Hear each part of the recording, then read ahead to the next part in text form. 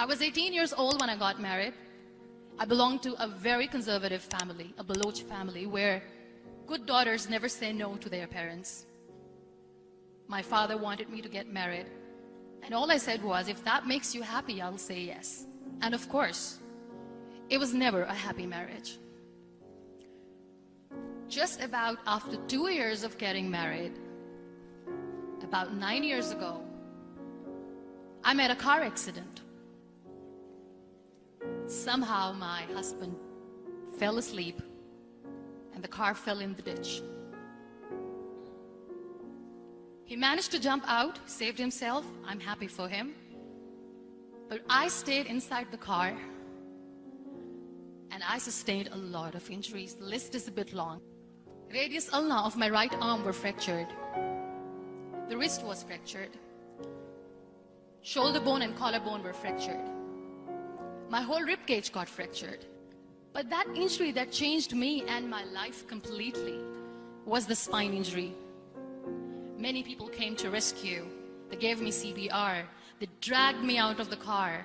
And while they were dragging me out, I got the complete transection of my spinal cord. Those 2.5 months in the hospital were dreadful. I was at the verge of despair. One day, doctor came to me and he said, well, I heard that you wanted to be an artist, but you ended up being a housewife. I have a bad news for you. You won't be able to paint again. Next day, doctor came to me and said, your spine injury is so bad, you won't be able to walk again. I took a deep breath and I said, it's all right. Next day, doctor came to me and said, because of your spine injury and the fixation that you have in your back, you won't be able to give birth to a child again. That day, I was devastated. And that is where I started to question my existence. Why am I even alive? My mother said to me, this too shall pass. God has a greater plan for you. I don't know what it is, but He surely has. So what kept me going was, one day I asked my brothers, I know I have a deformed hand, but I'm tired of looking at these white walls in the hospital and wearing these white scrubs. I'm getting tired of this. I want to add more colors to my life. I want to do something. Bring me some colors, bring me some small canvas. I want to paint. So the very first painting I made was on my deathbed, where I painted for the very first time. What an amazing therapy it was. Without uttering a single word, I could paint my heart out. I could share my story. People used to come and say, what lovely painting, so much color. Nobody could see the grief in it. Only I could. And that day I decided that I'm going to live life for myself. I am not going to be that perfect person for someone. I am just going to take this moment and I will make it perfect for myself. That I'm going to fight my fears. So I wrote down one by one all those fears. And I decided that I'm going to overcome these fears one at a time. You know what was my biggest fear? Divorce. But the day I decided that this is nothing but my fear, I liberated myself by setting him free.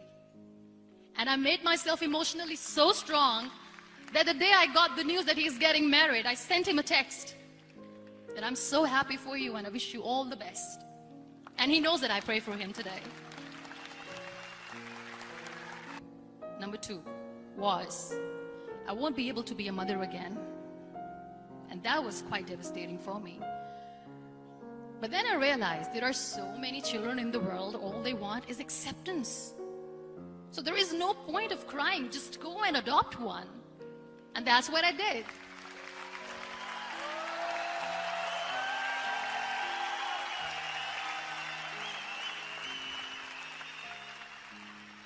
I gave my name in different organizations, different orphanages, and I waited patiently. 2 years later, I got this call from a very small city in Pakistan. I got a call and they said, are you Muniba Mazari? There is a baby boy and would you like to adopt?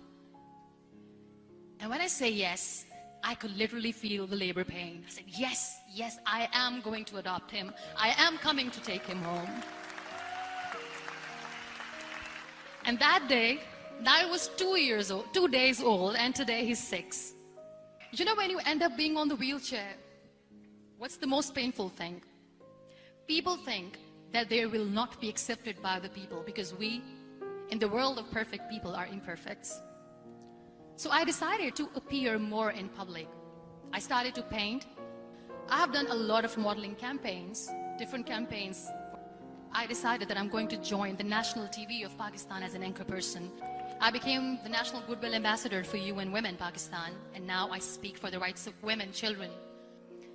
I was featured in BBC 100 Women for 2015. I'm one of the Forbes 30 under 30 for 2016. We have this amazing fantasy about life. This is how things should work. This is my plan. It should go as per my plan. If that doesn't happen, we give up. I never wanted to be on the wheelchair. Never thought of being on the wheelchair.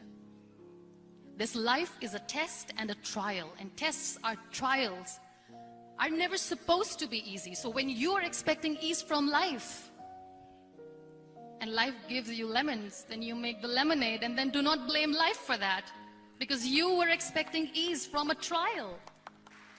It is okay to be scared. It is okay to cry. Everything is okay, but giving up should not be an option. They always say that failure is not an option. Failure should be an option, because when you fail, you get up, and then you fail, and then you get up, and that keeps you going. Embrace each and every breath that you are taking. Celebrate your life. Live it. Don't die before your death. Real happiness lies in gratitude.